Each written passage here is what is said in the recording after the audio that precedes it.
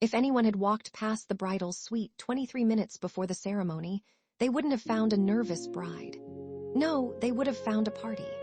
Mee-Mee was singing at the top of her lungs, dancing around the room in her wedding gown, while her girls laughed, clapped, and hyped her up like she was already at the reception. I got my gown on the bed, lace on lace, and I'm seeing red. Mirror say, girl with a quiet grin, I'm putting it on, let the day begin. Soft little tug when it hits my waist, curls on my neck and I like that taste. He don't even know what he's walking into, but I already do. I already do. I'm spinning slow in the bridal glow, heart so loud I can't keep it low. When he sees me, I might float away. One more look, then I'm all his that day. 23 minutes before the ceremony, no one in the bridal suite had the slightest idea that the carefully orchestrated wedding of the decade was beginning to unravel. Not because they weren't paying attention, because they were far too busy making sure the bride looked absolutely perfect. Easy, easy, one of the twin gown designers said with a warm smile as Mee-Mee slipped one elegant foot into a pair of ivory satin heels. Mee-Mee nodded. You right. These shoes cost more than my first apartment. Laughter rippled through the room. And, Mee-Mee teased, carefully fastening the delicate ankle strap, let's try not to scuff them before I make it down the aisle. Oh, sweetheart, Mrs. Thomas said, pressing a hand to her heart. You could walk with tore-up shoes and Joo-Won would still think you were the most beautiful woman in the world. Mrs. Evie laughed softly. She's right. The boutique owner had watched Mee-Mee grow from an ambitious young woman with impossible dreams into one of the most recognizable entrepreneurs in the country. Seeing her here, surrounded by couture, Christmas flowers, and people who loved her, felt like watching one of those dreams bloom. Nearby, the hairstylist, Keisha, gave her hair a final spray. Nikki, her makeup artist, stepped back, nodding with quiet satisfaction. The designer made one final adjustment to the gown hanging nearby before smoothing an imaginary wrinkle that no one else could see. Only Mel wasn't entirely relaxed. She smiled when everyone else smiled. She laughed when everyone else laughed. But hidden beneath her long curls, a tiny communications earpiece crackled softly. Princess Mel! It was Ingrid. Mel's smile never wavered. She casually stepped toward the window overlooking the vineyard. Go ahead, she answered quietly. We've got a situation. Mel's eyes drifted toward the guests arriving below. What kind of situation? A brief pause, still figuring that out. Do Mee-Mee or Joo-Won know? Not yet. Good. Mel glanced back into the room. Mee-Mee was admiring her gown while Mrs. Thomas fussed over the veil. For one more moment, let her simply be a bride. Across the hall, Mr. Henderson gave Joo-Won's bow tie one final tug before stepping back with the quiet satisfaction of a craftsman who had spent decades perfecting his trade. There, he said. Now you look like a man who's about to make history. Joo-Won chuckled. I want to just look like a man who's about to get married. Mr. Henderson smiled. I imagine today you'll accomplish both. A gentle knock sounded at the door. Rosie peeked inside. 5-minute warning. Joo-Won nodded, taking one last look in the mirror before turning toward Ji-sun. Behind her, Ji-sun calmly reviewed the morning schedule while her assistant checked arrival times for the livestream producers, transportation teams, and record label executives. Everything was running exactly as planned, or at least it should have been. The assistant's phone vibrated. She didn't look at it. A moment later, it vibrated again, then again. She quietly slid it farther beneath her clipboard. Ji-sun frowned. Are you going to answer that? The assistant forced a smile. It's probably nothing. Ji-sun gave her a curious look. Today, nothing is probably nothing. Before the assistant could respond, another vibration echoed against the clipboard. She swallowed. I'll check it in a minute. Ji-sun held her gaze for just a beat longer. Odd, unlike her assistant, but there wasn't time to question it. Outside, Bruno's voice suddenly crackled through Ingrid's headset. Ingrid. His normally calm tone had sharpened. You need to come to the south entrance. What is it? You need to see this yourself. Ingrid immediately changed direction. Brianna, meet me at the south entrance. She switched channels. Grant, pause, now. Across the property, Dina was already moving with 2 members of the security team toward Bruno's location. Guests hadn't noticed, not yet, but something had changed. Something big, Welcome back to Christmas in Old Town Love Stories, where Christmas miracles aren't always quiet. Sometimes they arrive with flashing cameras, screaming fans, and just enough chaos to remind us that love is almost never convenient. But to really understand what's happening here, let's go back 6 months earlier. High above Italy's breathtaking Amalfi Coast, where colorful cliffside villages tumbled toward the sparkling Mediterranean and lemon groves perfumed the morning air, Joo-Won and Mee-Mee had discovered something neither fame nor fortune could ever buy: anonymity. Their secluded villa sat high above the coastline. For 48 glorious hours, there were no cameras waiting outside. And even though they loved Mel, Rosie, and even Ingrid, no wedding planners. Just two people hopelessly in love. Golden morning sunlight spilled across the terrace as Joo-Won carefully arranged slices of fresh peaches, strawberries, and figs onto a serving platter. Mee-Mee leaned against the doorway, coffee mug in hand, smiling to herself. "You know," she said, "most people just put fruit on a plate and go on about their business." Without looking up, he adjusted a single strawberry. "Am I most people?" Mee-Mee chuckled, "Touché, boo," but then defended herself. "You've been arranging that breakfast for like 10 minutes. It deserves my attention," he said matter-of-factly. She laughed. "It deserves to be eaten." He stepped back and admired his work there. Mee walked over, studying the plate as though she were an art critic. "It's beautiful." He smiled proudly. "Thank you." She picked up a strawberry. "It'll look even better after I eat it." And without moving her eyes from his, she slowly popped it into her mouth and grinned. Joo-Won placed a hand dramatically over his heart. "My masterpiece." "Our breakfast," she corrected, reaching for his hand. "Come sit down." They settled onto the terrace overlooking the sea, the gentle sound of waves rising from the cliffs below. For a while, neither of them said anything. They simply watched sailboats drift across impossibly blue water. Finally, Mee-Mee, who couldn't keep quiet if her life depended on it, broke the silence. "So," he looked over, "so, which one of us cries first?" He didn't hesitate. "Me," she blinked, that was fast. "I've accepted it." She laughed. "I was going to say me. Nah, I've seen you hold it together through worse. But you've never watched me walk down an aisle." He smiled softly. "No, but I've imagined it." The words settled gently between them. Mee-Mee reached across the table and intertwined her fingers with his. "What are you imagining?" He looked out toward the horizon for a long moment before answering. "I'm imagining the moment the doors open, the music starts, I see you, and suddenly there are thousands of people around us, but I don't notice any of them." His thumb slowly brushed across the back of her hand. "Just you." Mee-Mee smiled, blinking away the tiniest hint of emotion. "Well, I hope you notice enough to say, I do." He laughed. "I'll try." She reached over and wrapped both arms around him, chuckling. He kissed the top of her head as the Mediterranean breeze carried the scent of lemon blossoms across the terrace. For just a little while longer, the world could wait. The following morning, the villa was still wrapped in the quiet calm of the Amalfi Coast. Outside, Joo-Won moved effortlessly through his taekwondo forms as the Mediterranean breeze rolled in from the sea. Every kick, every turn, every breath was as disciplined as the man himself. Inside, Mee-Mee, for once, had nothing to say. She just sat curled up on the sofa with a steaming cup of coffee, pretending to read a book while secretly appreciating the way God had blessed her future husband. She smiled to herself. "Lord, thank you." Just then, Joo-Won's phone buzzed. He picked it up, glanced at the screen, and sighed. It was Ji-sun. She texted, "Kairos 5 rehearsals begin in 2 days." He stared at the message for a moment before quietly nodding to himself. "Okay." Almost on cue, Mee-Mee's phone chimed. She smiled as Jenny's name appeared across the screen. She answered immediately. "Hey, girl." Jenny didn't even bother with small talk. "Not to interrupt your romance with that fine man, but can you remind me exactly when you're coming home?" Mee-Mee laughed. "Why?" "Because our online store has apparently decided to become a Fortune 500 company overnight, and girl, I'm drowning over here." Mee-Mee covered her mouth to hide another laugh. "Oh, Lord, I'll be back tomorrow." "You'd better, you know those candles you lit during your last live?" Mee-Mee said. "Yup." Jenny continued. "Well, these people are buying those candles like they're prepping for the apocalypse." "I'll save you," Mee-Mee promised. "You always do." After the call ended, she looked across the terrace at Joo-Won. He was already looking back at her. Neither of them had to explain. Their little escape had come to an end. For a brief moment, they simply smiled at each other, silently grateful for the 48 hours the world had forgotten where to find them. Then Mee-Mee began singing with a grin, back to life, back to reality. Joo-Won laughed. I have no idea how your mind works. Mee-Mee just laughed.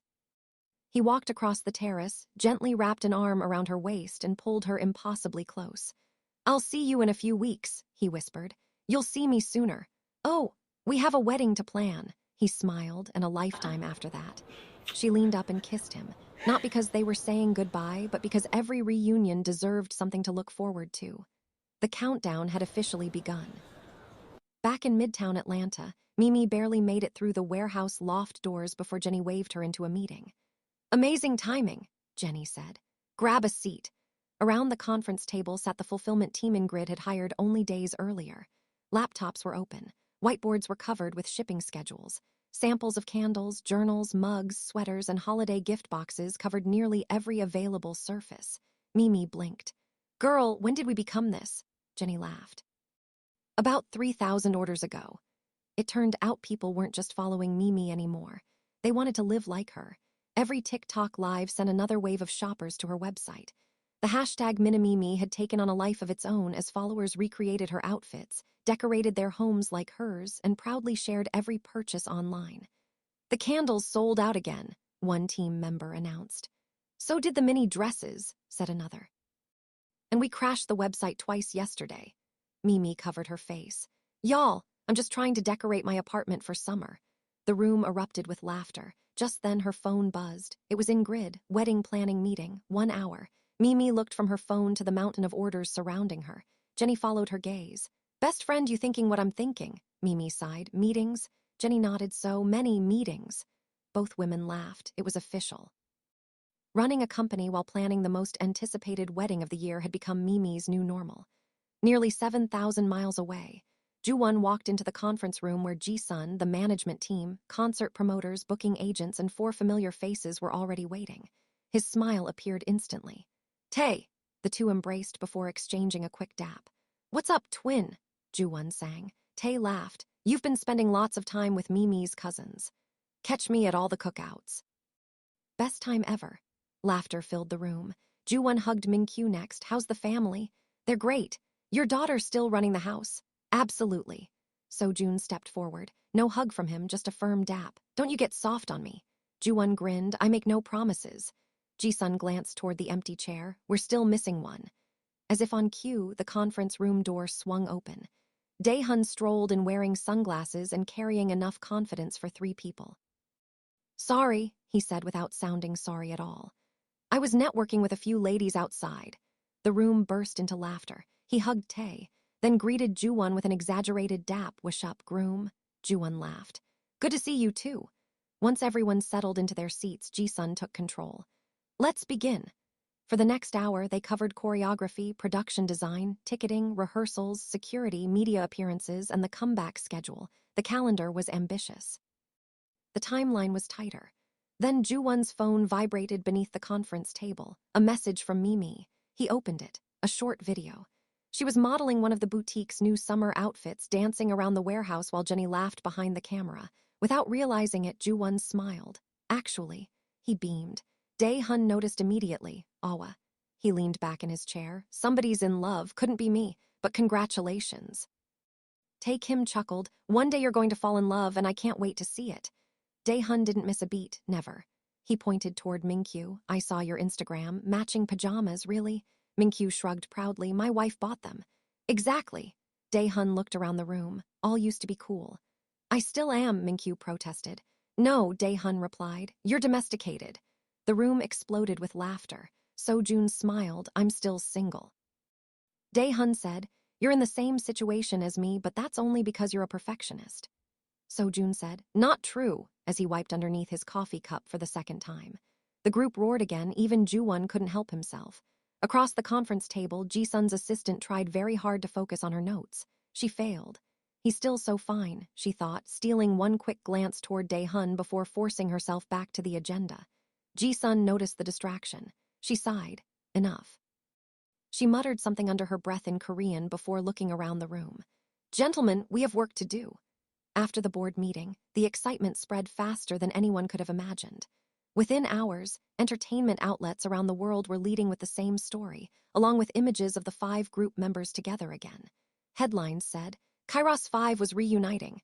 and Joo-Won and Mee-Mee were getting married. Wedding hashtags dominated social media. In-person tickets for the comeback concert had already sold out. Streaming passes continued climbing by the minute. Celebrities began quietly sending RSVPs before formal invitations had even been mailed. Fans booked flights to Temecula.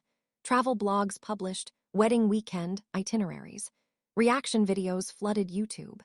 The wedding and Kairos 5's Christmas comeback had become one of the biggest entertainment events of the year.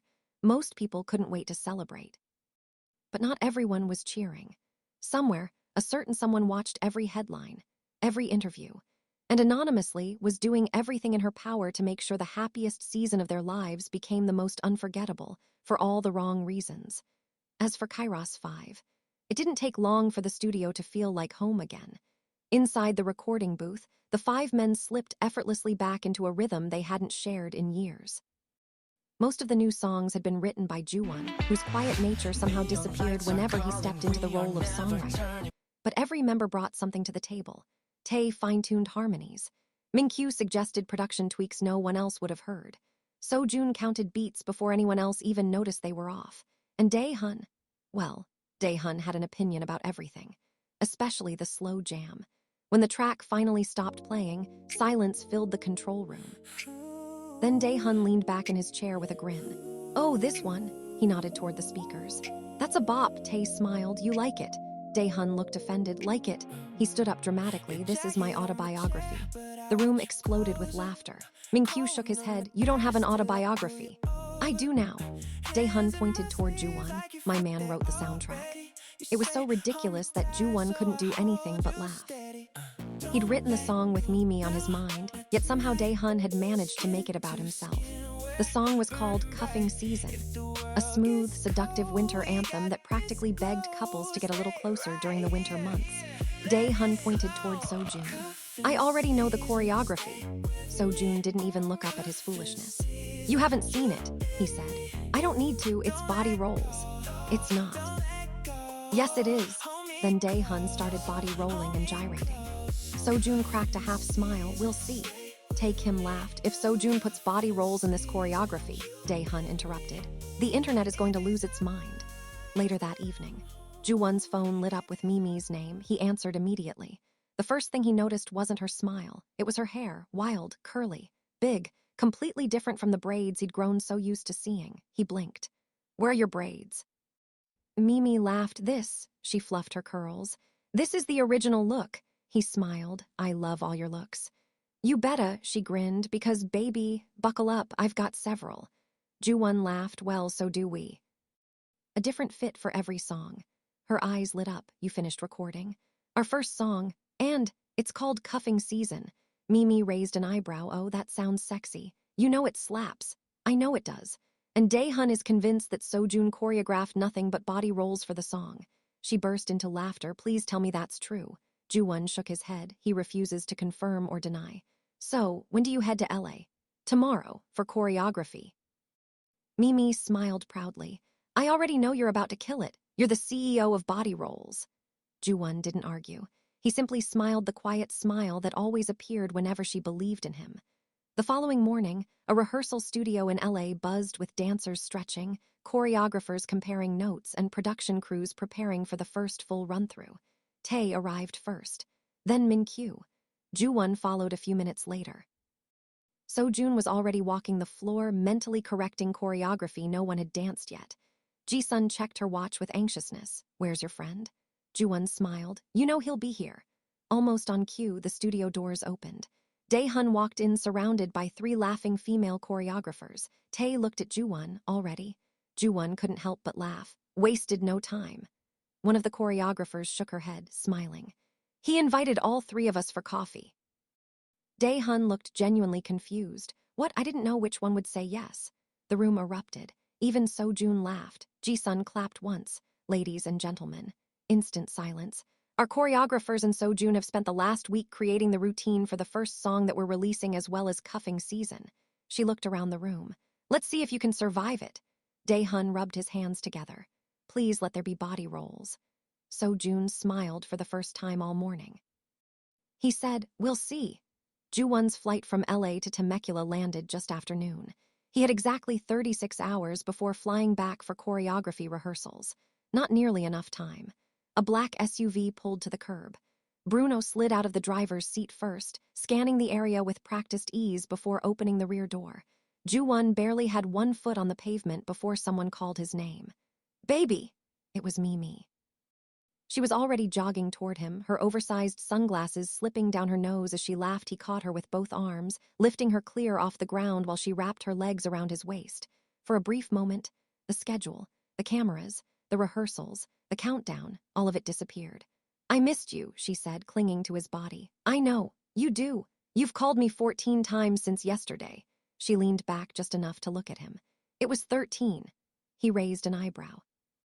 "You FaceTimed me from baggage claim." "Oh," she grinned. 14. He laughed and kissed her forehead. "I missed you too." "Ahem." The two of them slowly turned. Ingrid stood a few feet away with a leather planner tucked beneath one arm, without even looking up from her schedule and trying to maintain composure as she was a Joo-Won fan. She barked, "You have exactly 6 minutes before your first appointment." Mee-Mee sighed dramatically. "I liked it better when she was in Avaleria." "I heard that."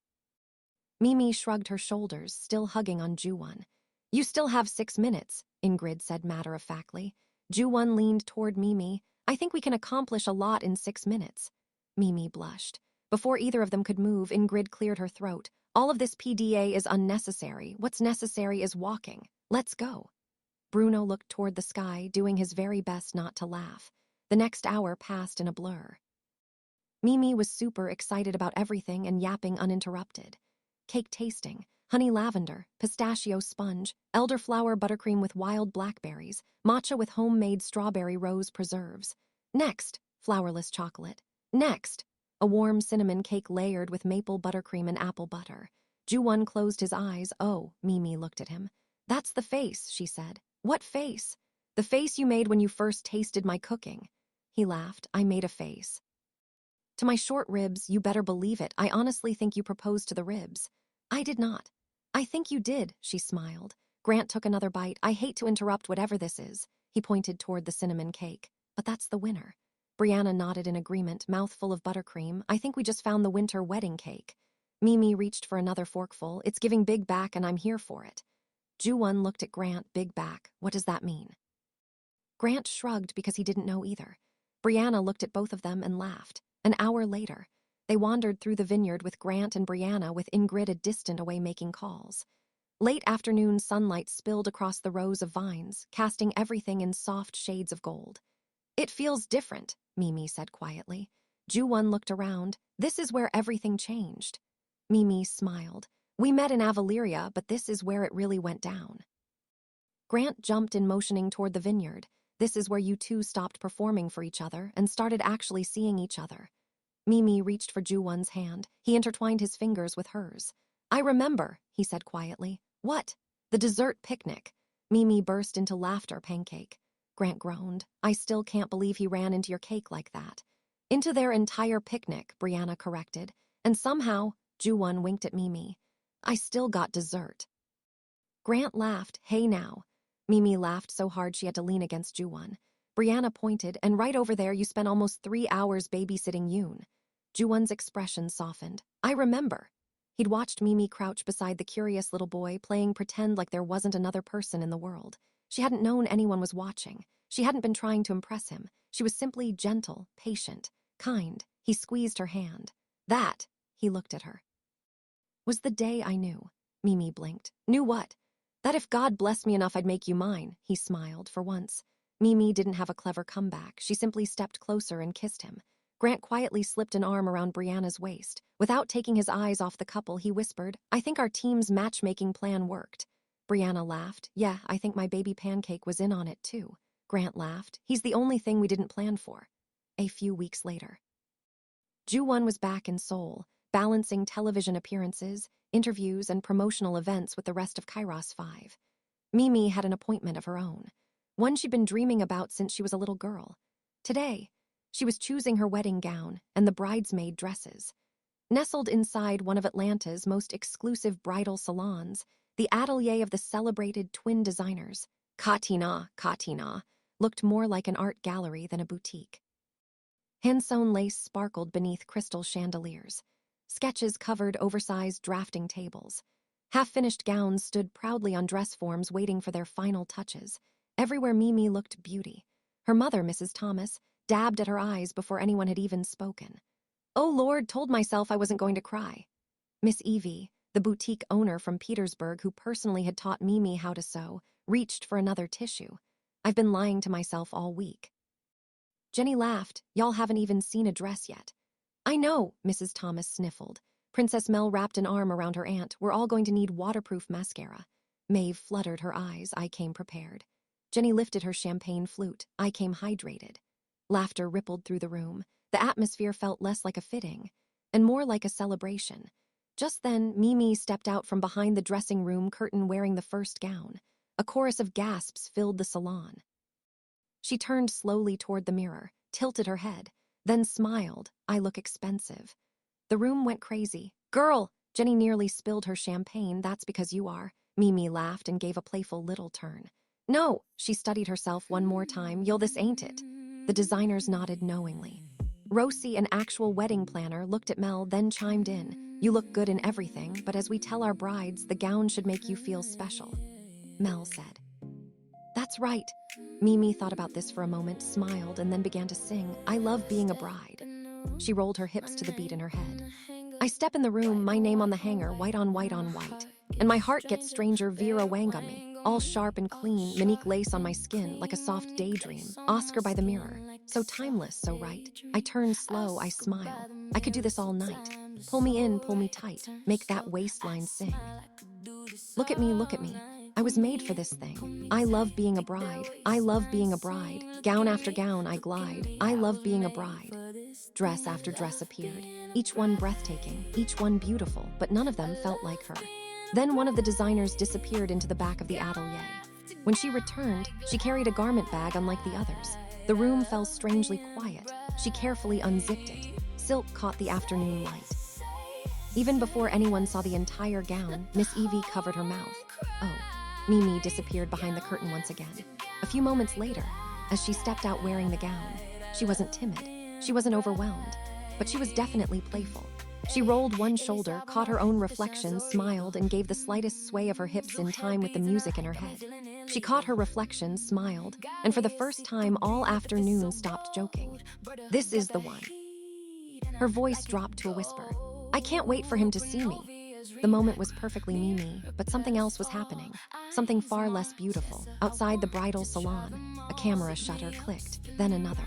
The photographer lowered her lens and smiled. Exactly what Katrina had paid for. Within minutes, the images landed on 3 celebrity gossip accounts. "Breaking news, exclusive first look at Mee-Mee's wedding gown." The internet erupted. Reaction videos appeared almost instantly.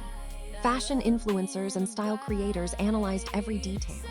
Entertainment reporters debated whether this had become the most anticipated celebrity wedding of the year. Sitting alone in her apartment, Katrina leaned back in her chair with a satisfied smile. That should ruin the surprise. Her celebration lasted all of 30 seconds. Her phone buzzed. It said, "Live press conference." She frowned and tapped the screen. Standing at the podium were the celebrated designers of Katina. Beside them stood Ingrid, perfectly composed as always, with Askell just behind her. One of the twins stepped toward the microphones. "To our wonderful brides around the world, we've always believed every woman deserves her own unforgettable moment." Other twins smiled, "Which is why we've made a decision." She paused just long enough for reporters to lean forward. "We're redesigning Mee-Mee's wedding gown." Camera flashes exploded across the room. The first designer continued, "We don't simply make dresses, we protect our brides." The second twin nodded. No one steals their moment. Questions flew from every direction. Ingrid stepped to the microphone with the smallest smile. "The gown you saw online will not be the gown walking down the aisle." The room erupted. Within minutes, hashtag protect the bride and hashtag new dress who dis were all trending. Katrina stared at her phone. What? Before she could process what had happened, another call came through. Her former manager. She hesitated, then answered. "Hello?" There was a long sigh on the other end. "I don't know whether this was your doing." Another pause. "But if it was, I hope, for your own sake, this is the last time you confuse attention with success." Katrina's expression slowly hardened. The manager continued. "You're too talented to keep building a career around someone else's life." Click. The call ended. Katrina lowered the phone and stared at her reflection in the black screen. Her smile had vanished. Katrina refreshed the trending page one more time. She searched for her own name. Nothing. Then she searched for Mee-Mee. Millions of posts instead of stealing the moment. She'd made it even bigger. Katrina quietly set her phone face down, but she wasn't finished. 3 days later, a rehearsal studio in LA echoed with bass lines, dance counts, and laughter. The studio doors swung open. A man in an oversized hoodie, baseball cap, sunglasses, and face covering quietly slipped inside. Bruno followed a step behind. Dae-hun looked up. There he is, the movie star. Tae-Kim pulled down his face, covering just enough to roll his eyes. "I've been here 30 seconds. Joo-Won grinned, "Don't pull a hamstring." The room burst into laughter. Then Ji-sun walked in. She simply said, "Let's go." Music filled the studio immediately. The beat was pounding. Everyone was nodding. Then Sojun counted them down in Korean, Sate Dual Hanha. Kairos 5 launched into, "It's good to be back." The choreography was sharp, powerful, precise. Halfway through the beginning, Sojun blew his whistle. "Again," collective groan. He pointed toward the center. "If New Edition wouldn't let that slide," he folded his arms. "Neither will I," nobody argued. Again, during the water break, Min-kyu reached into his backpack. Fruit snacks, apple slices, tiny crackers. Dae-hun stared. "Did your wife pack those?" Min-kyu nodded proudly. "Yes." Tae laughed. "Of course she did. Look at what Maeve packed for me." He showed the group his organic, whole wheat animal crackers. Dae-hun raised an eyebrow. Without missing a beat, Min-kyu held up a juice pouch. "Anybody want one?" Even Sojun cracked a smile. A few moments later, Dae-hun strolled back into the studio carrying an iced coffee. One of the female choreographers walked beside him, laughing at something he'd whispered. The guys exchanged knowing looks. Joo-Won's phone buzzed. Mee-Mee, a simple text. "Miss you, Juju." He smiled. Actually, he beamed. Dae-hun noticed immediately. "You two are adorable." Joo-Won didn't even look up. Dae-hun wasn't finished, so he took another sip of coffee. Real question. Tae already knew where he was going. He sighed. "Oh no." Dae-hun pointed toward Joo-Won and said, "The wedding's in 1 month." Then he scratched his head. "Have you at least?" Then a towel flew across the room. Smack. Dae-hun caught it without spilling his coffee. Tae shook his head. "Leave him alone." "What?" Dae-hun laughed. "I'm just asking." He looked back at Joo-Won, genuinely puzzled. "Seriously," he chuckled. "Come on, I've known you for 15 years. This is not how you move." Joo-Won smiled but didn't answer. Dae-hun studied him for another second. "You really changed." Joo-Won finally looked up. "Some things," he smiled to himself, "are worth doing differently." The room grew quiet. Dae-hun looked around at the others. "Wait, you're serious?" Joo-Won shrugged. "She's worth waiting for." Silence for the first time all week. Dae-hun didn't have a joke. 3 long seconds passed. Finally, he nodded once. "Well, now I have to buy you a much nicer wedding gift." The room erupted. Even Joo-Won laughed. Sojun clapped once. Enough. Everyone returned to their marks. The music started again. One harmony, another. The choreography locked into place. 5 men who had once conquered the world moved as one again. When the final note faded, no one spoke. Finally, Tae looked around the room. A slow smile spread across his face. "We're really doing this." No one disagreed. They didn't have to. They could all feel it. Kairos 5 was back.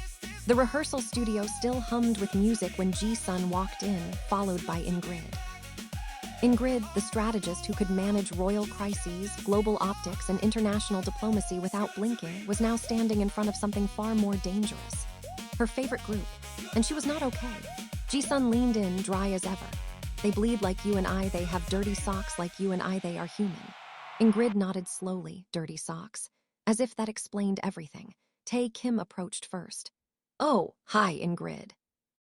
Joo-Won followed behind him, still slightly out of breath, hair damp, muscles sweaty from rehearsal. He gave her a polite nod. "Hello."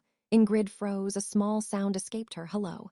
She cleared her throat, fighting for professionalism. "Gentlemen, I'm here on official business." Ji-sun didn't miss a beat. "She's here to tell you all to pack your bags." A pause. "Private jet is waiting." Ingrid straightened immediately. "It's time for the bachelor party." Dae-hun's head snapped up. "Say less." He was already gone. Min-kyu frowned. "Where are we going?" Dae-hun's voice echoed from the hallway. "If I have to ask, I don't need to go." Sojun exhaled. "That's not comforting." Tae shook his head. "It never is." Ingrid was still staring at Tae, and Joo-Won, like her brain, was actively malfunctioning. Joo-Won glanced at her. "You okay?" Ingrid froze. That was it. Her composure broke for half a second. Bias check-in complete. Joo-Won blinked. I'm sorry. Ji-sun closed her eyes. Don't ask. Ingrid rushed to recover. You know how in K-pop a bias is your favorite member. Joo-Won nodded. Sure. She pointed at Tae. He's my bias. She pointed at Joo-Won. And you are a bias wrecker. Joo-Won blinked again. Oh. Tae coughed to hide a laugh. Ingrid nodded seriously. It's emotionally destabilizing. Ji-sun muttered, and also annoying. Joo-Won smiled faintly. I'm honored, I think. Ingrid, who had immediately regretted oversharing, exhaled like she had survived something. She said, please continue being yourselves at a safe distance. Ji-sun clapped once. Enough of this. We have a jet. Down the hall, Dae-hun shouted, where's my passport? Joo-Won followed the others toward the exit. The private jet gleamed under runway lights. Kairos 5 boarded like they were stepping into another world. Joo-Won's phone buzzed. It was Mee-Mee waving on the private jet to her Bachelorette party. He smiled. Dae-hun noticed. Look at him. Tae sighed. Don't start. I'm not starting, Dae-hun said. I'm observing. He leaned forward. He's pee-whipped. Well, maybe not pee-whipped. They haven't done anything. Enamored. Yes, enamored, that's probably the best word. Minkyu didn't look up. He's getting married, that's kind of the point. Dae-hun nodded. Yeah, but he used to be interesting. Joo-Won finally glanced over. Calm, I still am. A beat. Dae-hun grinned. Prove it at the bachelor party. But it would prove to not be just a party. No, it was an experience, a private island venue, ocean glass water, white lounge seating, live DJ, and far too many cameras not filming. Dae-hun walked in first. Oh, this is dangerous. Tae narrowed his eyes. Define dangerous. Dae-hun winked. Minkyu immediately sat down. I'm tired already. So-jun was stretching. This environment is not optimal for recovery. Dae-hun smirked. This environment is optimal for bad decisions. Tae pointed at him. No bad decisions. Dae-hun shrugged. Then why are we here? Later, music thumped softly. They sat around a fire pit overlooking the ocean. For once, the joke slowed. Even Dae-hun was quieter. Minkyu looked around the private resort. So. This is it, huh? Tae nodded. Yeah. Just then the grand doors opened. Prince Soren walked in first. Behind him were Duke Fesso and Edward. Soren smiled. Oh, this is most certainly not it, my friend. Duke Fesso stepped forward, removed his sunglasses with theatrical flair and looked directly at Joo-Won. No way we're letting you go into marriage looking like this. Edward folded his arms with a grin. We brought the party to you. Fesso spread his arms dramatically. Gentlemen. I'd like to introduce you to King Solomon's women. Joo-Won blinked. I'm sorry, but what does that mean? The doors behind them opened again. 100 impeccably dressed women entered in matching cream utility suits and elegant pumps, moving with military precision. Tae's eyebrows shot up. Minkyu slowly lowered the snack he'd been eating.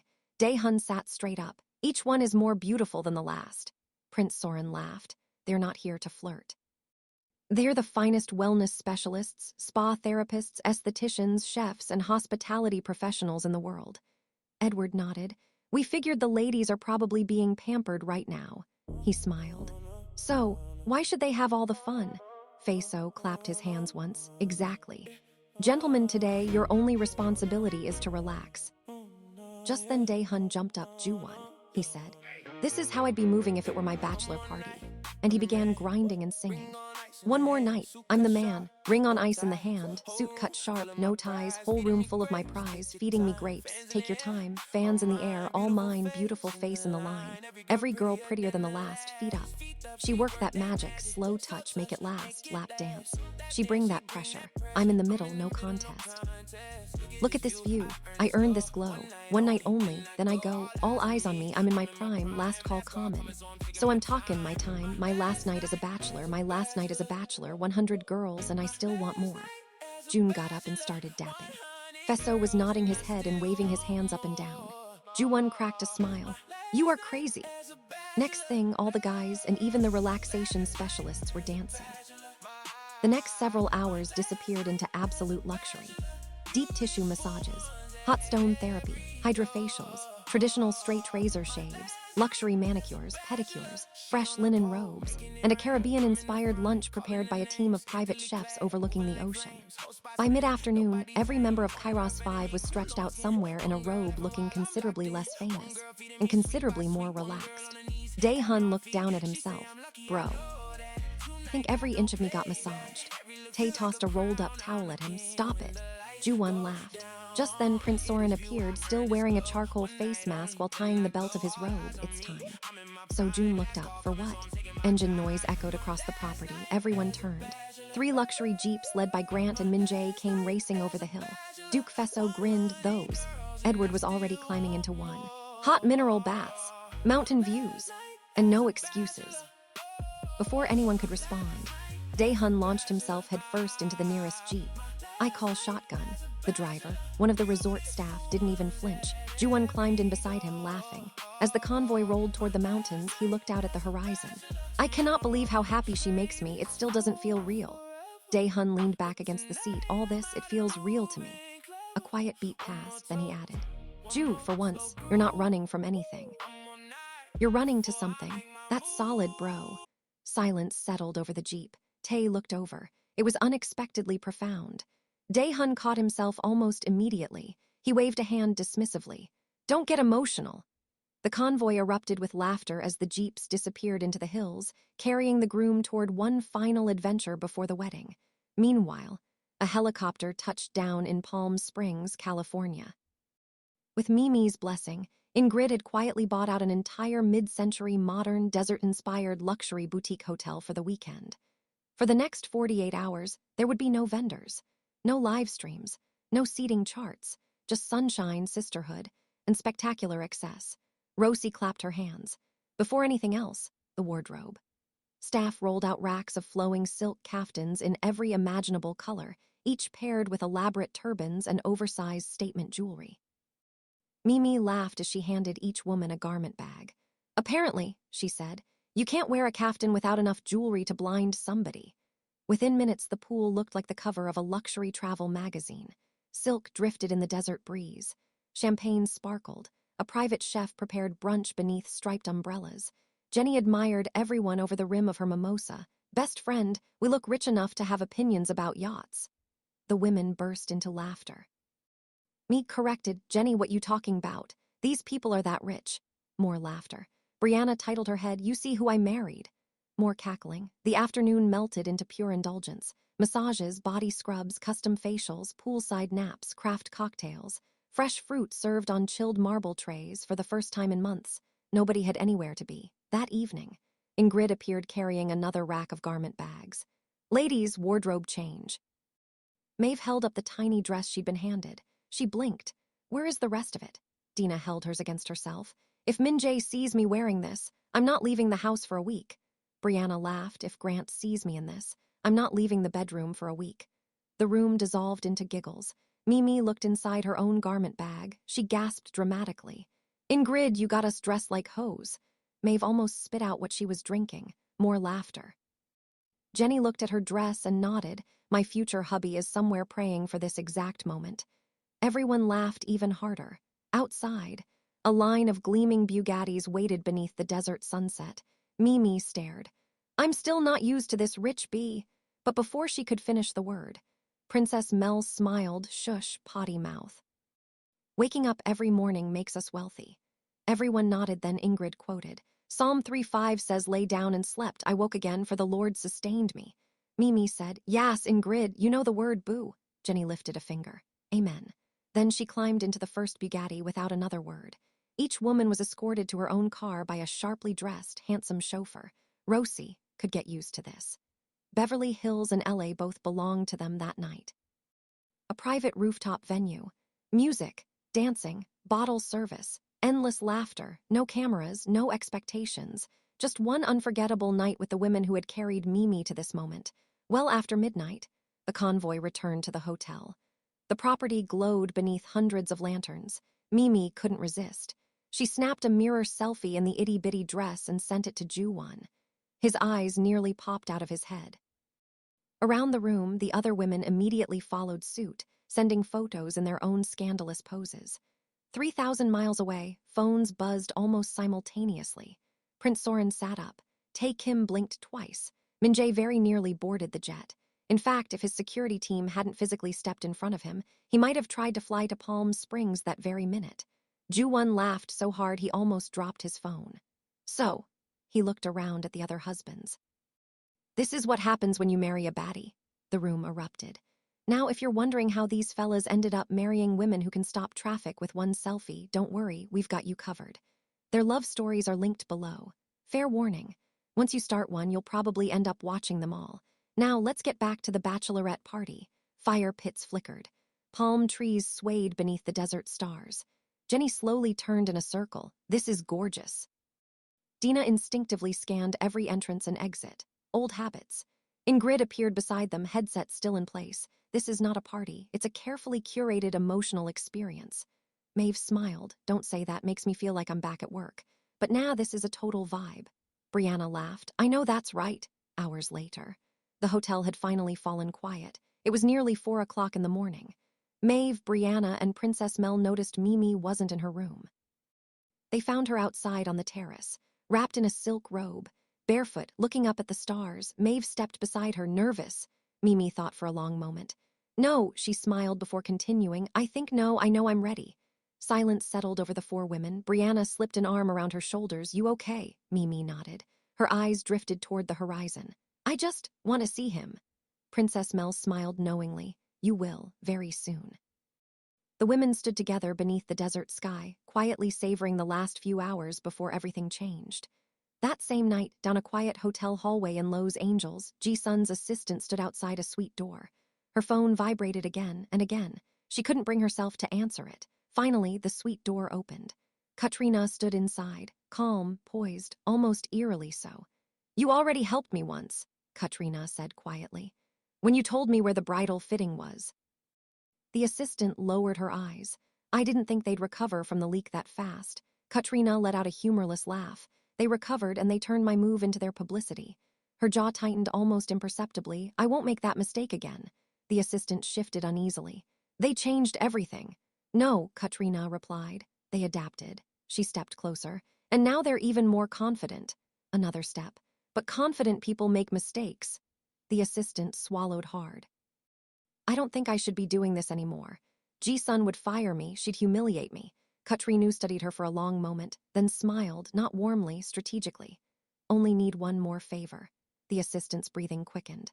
I don't know if I can. Katrina tilted her head. You've already crossed the line. Silence. There isn't an undo button. The assistant looked away. Katrina reached into her handbag and slowly pulled out her phone. She tapped the screen once. Old photographs appeared. Photos taken years earlier, before the assistant's surgeries, before the reinvention, before the career. She turned the screen toward the assistant. You've worked very hard to become the woman everyone knows. A beat. I'd hate for the internet to decide they deserve to meet the one you left behind. The assistant's face drained of color. Katrina slipped the phone back into her purse. Her voice became almost gentle. So, finish what you started. The assistant stood frozen in the hallway, unable to answer, unable to leave. And to Katrina, silence was all the answer she needed. The next day, the bachelors and bachelorettes all departed for their respective homes. Mee-Mee, however, remained behind in Palm Springs. She needed a day to herself to organize her life. The moment the last helicopter lifted into the desert sky, the silence didn't last long. Interview requests flooded her inbox. Her growing team needed decisions about inventory, shipping, and product launches. Wedding vendors called with last-minute questions. The ceremony was only 2 weeks away. For the first time, the walls began to feel as though they were closing in. That evening, the boutique hotel had settled into the kind of quiet that only exists right before life changes forever. Mee-Mee stood barefoot on the terrace, wrapped in a soft robe, watching the lights shimmer across the desert landscape. For once, she silenced her phone. She closed her eyes. Lord, I just need a break. Behind her, a familiar voice. Not sleeping. She smiled before she even turned around. Joo-Won. His hoodie hung loosely over his shoulders. His hair was slightly tousled from the flight. No entourage, no schedule, just him. She didn't say a word. She ran, throwing herself into his arms so hard he laughed as he caught her. She kissed his forehead, his cheek, the bridge of his nose, one eyelid, then the other. Finally, his lips. She leaned back just enough to admire him. So, I need you to fly across the world for 24 hours more often. He laughed. You're capping. You know that's completely unreasonable. She shook her head in disbelief. You flew halfway around the world for 1 day. You are out of your mind. He pulled her closer until there wasn't an inch of space between them. No, I'm in love. She smiled. I know. Then, almost instinctively, one of them began humming. The other joined in. Before long, They were softly singing to each other, the melody drifting into the warm desert night. You've been holding it in all day, skin like rain on a window pane. I know that face, I know that weight. You don't gotta spell it out for me. One word and I'm on my way, door half open. I can stay if your heart's too loud tonight. Let it fall right here with mine, breathe in slow. Let it move, say my name, I'll come to you, no more fight in that wave. I know the place where your tears can lay. Call me when you need some, call me when you need some. I'll be there in one drum, I'll be there in one run. Call me when you need some, call me when you need some. Even if your words break, even if your voice shakes. For a few precious minutes, the world disappeared. No rehearsals, no live streams, just Joo-Won, Mee-Mee, and Bruno, who was pretending not to watch them, while absolutely watching them. From somewhere in the darkness, standing 20 feet away, Bruno cleared his throat. Mee laughed into Joo-Won's shoulder. Joo-Won looked toward the darkness. Mee-Mee shook her head. I don't know whether he's our guardian or our chaperone. Joo-Won smiled, both. Hi, loves. Aren't you glad the two lovebirds had a little time together before the big day? Can you believe that we finally made it? This has been a joy to write. We made it to the nuptials, so buckle up and grab your handkerchief. 23 minutes before the ceremony, no one in the bridal suite had the slightest idea that the carefully orchestrated wedding of the decade was beginning to unravel. Easy, easy, one of the Pt4 twins said with a warm smile as Mee-Mee slipped one elegant foot into a pair of ivory satin heels. Mee-Mee nodded. You right, these shoes cost more than my first apartment. Laughter rippled through the room. And, Mee-Mee teased, carefully fastening the delicate ankle strap, let's try not to scuff them before I make it down the aisle. Oh, sweetheart, Mrs. Thomas said, pressing a hand to her heart. You could walk with tore-up shoes. And Joo-Won would still think you were the most beautiful woman in the world. Mrs. Evie laughed softly. She's right. Nearby, the hairstylist, Keisha, gave her hair a final spray. Nikki, her makeup artist, stepped back, nodding with quiet satisfaction. Only Mel wasn't entirely relaxed. Hidden beneath her long curls, a tiny communications earpiece crackled softly. Princess Mel! It was Ingrid. Mel's smile never wavered. She casually stepped toward the window overlooking the vineyard. Go ahead, she answered quietly. We've got a situation. Mel's eyes drifted toward the guests arriving below. What kind of situation? A brief pause, still figuring that out. Do Mee-Mee or Joo-Won know? Not yet. Good. Mel glanced back into the room. Mee-Mee was admiring her engagement ring while Mrs. Thomas fussed over the veil for one more moment. Let her simply be a bride, across the hall. Mr. Henderson gave Joo-Won's bow tie one final tug before stepping back with the quiet satisfaction of a craftsman who had spent decades perfecting his trade. There, he said. Now you look like a man who's about to make history. Joo-Won chuckled. I was hoping to just look like a man who's about to get married. Mr. Henderson smiled. I imagine today you'll accomplish both. A gentle knock sounded at the door. Rosie peeked inside. 5-minute warning. Joo-Won nodded, taking one last look in the mirror before turning toward Ji-sun. Behind her, Ji-sun calmly reviewed the morning schedule while her assistant checked arrival times. Then her phone vibrated. A moment later, it vibrated again. She quietly slid it farther beneath her clipboard. Ji-sun frowned. Are you going to answer that? The assistant forced a smile. It's probably nothing. Ji-sun gave her a curious look. Today, nothing is probably nothing. This was very odd of her assistant. But there wasn't time to question it. Outside, Bruno's voice suddenly crackled through Ingrid's headset. Ingrid, he said. His normally calm tone had sharpened. You need to come to the south entrance. What is it? You need to see this yourself. Ingrid immediately changed direction. Brianna, meet me at the south entrance. She switched channels. Grant, pause, now. Across the property, Dina was already moving with 2 members of the security team toward Bruno's location. Guests hadn't noticed. Not yet, but something had changed. Something big. Bruno reached the south entrance first. Dina arrived only seconds behind him, Ingrid and Brianna close on their heels. The moment Ingrid stepped outside, she understood why Bruno hadn't tried to explain it over the radio. The road leading to the vineyard had become a sea of people. Thousands of Kairos 5 fans lined both sides of the entrance, many wrapped in Christmas scarves and holding homemade signs. Others carried light sticks that shimmered like tiny constellations beneath the California afternoon sun. At first glance, it almost looked beautiful. Then Ingrid noticed the traffic. Luxury coaches carrying invited guests sat motionless. Black SUVs weren't moving. Delivery trucks were backed up for nearly a mile. Even local law enforcement looked overwhelmed. Bruno pointed toward the highway. Still coming. Dina studied the growing crowd. This isn't random. No, Ingrid replied quietly. It isn't. Just then, Ji-sun hurried toward them from the main house, her assistant struggling to keep up. Label just called. What happened? They've been monitoring social media. She handed Ingrid her phone. A single anonymous post filled the screen. Exclusive. Want to see Kairos 5 and Mee-Mee before the wedding? Here's exactly where they're arriving. Below it, a location pin. Grant and Brianna's Vineyard. Brianna's heart sank. Someone leaked the arrival route. Bruno's jaw tightened. They knew exactly where to send people. Across town, Katrina refreshed one livestream after another. Traffic, news helicopters, breaking alerts, fans pouring toward the vineyard. She smiled. There it is. Leaning back in her chair, she whispered, let's see you fix this. It was an unbelievable sight. Fans upon fans, Kairos 5 fans, Mee-Mee fans, families. People packed shoulder to shoulder as far as anyone could see. How were they supposed to hold a wedding when the pastor couldn't get through? When half the guests were still trapped in traffic, for a few long moments everyone panicked, except Katrina. She smiled.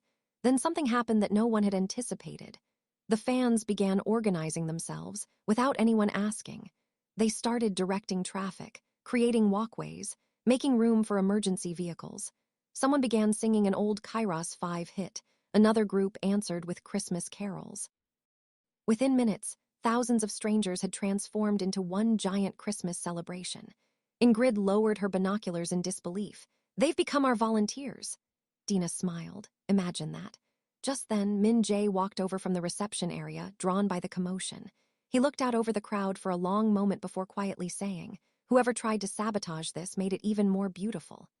Dina smiled, leaned up, and kissed him. I'm going to find Askell. We need to find out who did this. Ingrid looked toward Ji-sun. I have a hunch it's Katrina. Ji-sun gave one slow nod. I believe so. Several feet behind them, Ji-sun's assistant quietly lowered her eyes. Her phone vibrated inside her pocket. She didn't dare touch it. She already knew who was calling. Back inside the bridal suite, Mel's earpiece crackled. Emergency meeting. Princess Mel, please come. She looked at Mee-Mee, walked over, wrapped her cousin in a quick hug. I'll be right back. Mee-Mee smiled. Everything okay? Every woman in the room looked up. For the briefest second, Mel considered elaborating. Instead, she smiled with the practiced calm she'd perfected beside Prince Soren. It will be. She kissed Mee-Mee's cheek. I'll be right back. The moment the suite door closed, she ran. By the time Mel reached the main house, nearly everyone was already there. Prince Soren, Joo-Won, the members of Kairos 5, Grant, Brianna, Ji-sun, her assistant, Rosie, Askell, Edward, Ingrid. Dina, Min-jae. The room fell silent as she joined the circle. Joo-Won looked toward Askell. You're sure? As sure as I can be. Ji-sun answered next. The pastor is still stuck in traffic, and so is the CEO of the label. Silence. Joo-Won lowered his eyes for a moment, then smiled. I want Mee-Mee to have the day she's dreamed about. She deserves that. He looked around the room, so if the audience is already here, let's give them the concert first. A beat. Then we'll get married. Silence. Everyone looked at one another. Then the realization spread across the room. It was brilliant. Ingrid nodded first. The audience is already seated. Grant immediately grabbed his phone. Let's put the big screens up around the vineyard for those fans that just popped up. Brianna smiled. They came because they love you both. Joo-Won smiled back. Facts. Prince Soren looked around the room. Then, ladies and gentlemen, let's give them a show they'll never forget. The stage lights exploded to life. A wall of fire shot into the sky. Pyrotechnics jetted across the vineyard as 20,000 voices screamed at once. For one breathtaking moment, 5 years disappeared. Kairos 5 stood together again, not as a memory, not as a reunion announcement, as a group. The opening synths thundered through the speakers. The giant LED screens flashed. Congrats Joo-Won and Mee-Mee, then flashed the title of their new song, It's Good to Be Back. The crowd completely lost its mind. Joo-Won stepped forward first, microphone in hand, his grin impossible to hide. Then take him. Min-kyu, Sojun, Daehyun, 5 silhouettes, 5 microphones, 5 best friends, and then the beat dropped. Mee-Mee and her girls were dancing in the bridal screen while watching her man perform. Maeve kissed at the screen. They're about to do their thing, she said. A booming blend of reggaeton rhythms, Christmas brass, live percussion, and arena-sized pop hooks rolled across the vineyard like a tidal wave. The choreography hit immediately. Sharp, fast, confident. Every formation landed exactly where Sojun had demanded it land after what felt like 1,000 rehearsals. Red and green light sticks flickered from the crowd. Even guests who had come only for the wedding found themselves dancing. Grant laughed as Brianna pulled him into the rhythm. Mrs. Thomas clapped both hands over her heart before giving up entirely and joining the music. Mr. Henderson did the bank head bounce with surprising confidence. The final chorus arrived. Confetti cannons exploded. Artificial snow drifted through the warm Temecula air. The audience screamed even louder. The group rolled seamlessly through several songs from their comeback album. Every chorus became another sing-along. Every dance break reminded the audience why Kairos 5 had once dominated the world. By the time the opening notes of the next song echoed through the Vineyard, everyone knew exactly what was coming. Tae Kim yelled to the audience, "I think someone is getting married." The crowd cheered, "Joo-Won, Joo-Won." Then Dae-hun jumped in with a mischievous grin. "Well, this next song he can sing on the honeymoon." Then the DJ started to play Cuffing Season. And Dae-hun did exactly what he'd been threatening to do at every rehearsal: body roll, after body roll, after body roll, pulling up the bottom of his t-shirt with his teeth. Ingrid was about to pass out. He hit everyone with the confidence of a man who believed gravity itself worked for him. The audience absolutely lost it. Phones shot into the air. People screamed. Someone near the front yelled, "Body roll on me." Sojun watched with one long sigh. Tae laughed so hard he nearly missed his entrance into the next formation.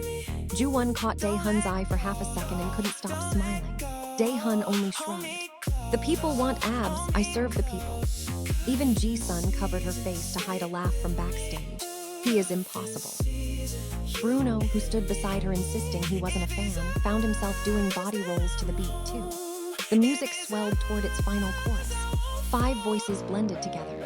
5 friends who had grown up together, 5 different lives, now standing on the same stage once more. The last note echoed across the Vineyard. Joo-Won smiled out across the sea of lights. "Merry Christmas." The crowd exploded.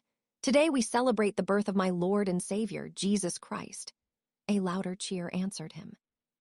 He looked toward his bandmates before grinning.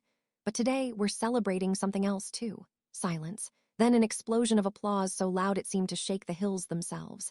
"If y'all came for a concert, thank you," he smiled. "But if you don't mind," he pointed toward the Vineyard, "I'd really like to go marry my best friend." Everyone stood. The stage lights softened. The audience knew they're about to witness something no ticket could have ever promised. The concert was becoming a wedding, now. Everything had settled. The Vineyard was glowing. Christmas lights shimmered through the trees, wrapped around arches and woven through the vines like constellations that would later come down for the night. Candles lined the aisle in soft glass halos. Snow machines released the gentlest fall, quiet, drifting flakes that looked almost like they were remembering how to be snow. Guests rose to their feet without being told. Even the laughter faded. Even the whispers stopped. The music changed. Something slower now. Something sacred. Everyone stood. The doors at the far end of the aisle opened. Joo-Won looked up, and time stopped. Mee-Mee appeared being escorted by her father. No rush, no nerves, no hesitation, standing in the doorway like she had always known this was where she would end up. She wasn't scanning the crowd. She wasn't overwhelmed by it. She was looking straight at him. He leaned in slightly. "You're beautiful," he whispered. She giggled softly. "I know." He laughed under his breath. Then she tilted her head, eyes still locked on his. "Look at my fine man," she said. "I love you."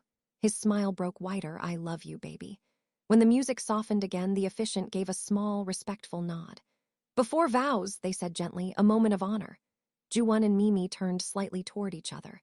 For a beat, everything else faded, the lights, the guests, even the lingering echoes of the concert that had brought them here. Just breath, just presence.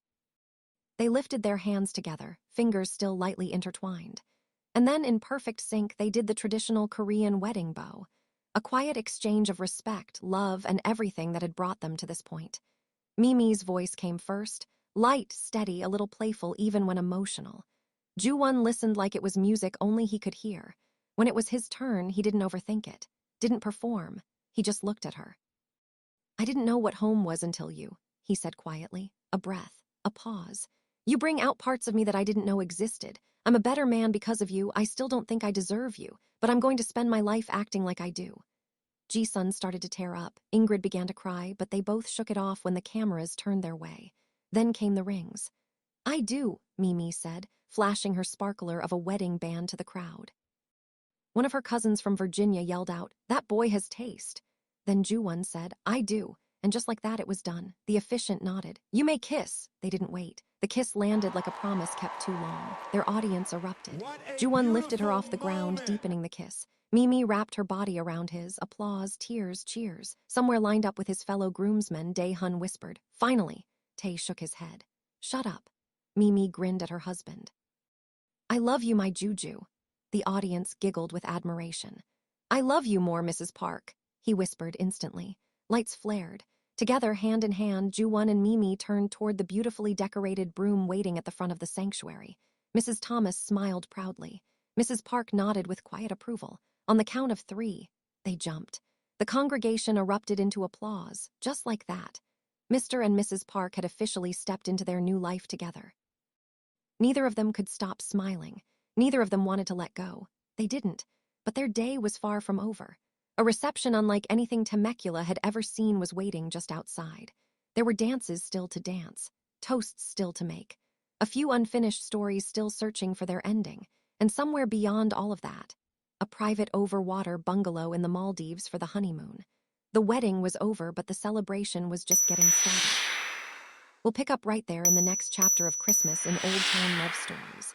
If you enjoyed celebrating Joo-Won and Mee-Mee's wedding with us today, and if you want to find out what happened with our ensemble cast, Katrina and the assistant, please like this episode, subscribe to the channel, and let us know in the comments your favorite wedding moment.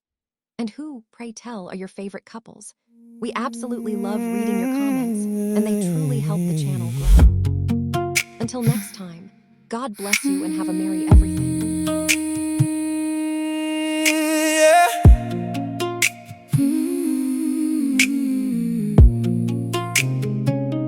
You've been holding it in all day, skin like rain on a window pane.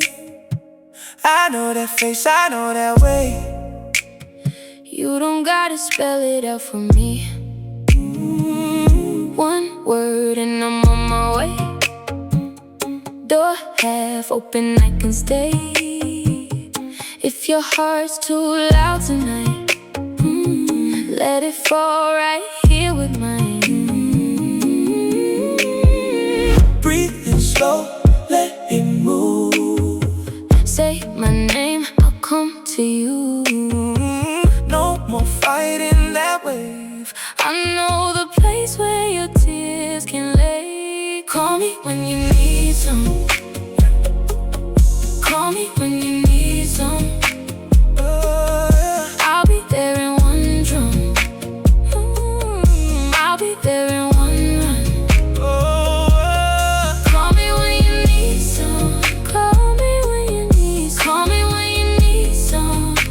Even if your words break, even if your voice shakes, yeah, your silence got 1,000 shades. Blue in the glass, gold in the rain. I can hear what you don't say from the room across the pane. Let me be the steady line, let me hold the far side. If the night gets too sharp, lean your whole storm into my arms. Breathe in slow, let it move.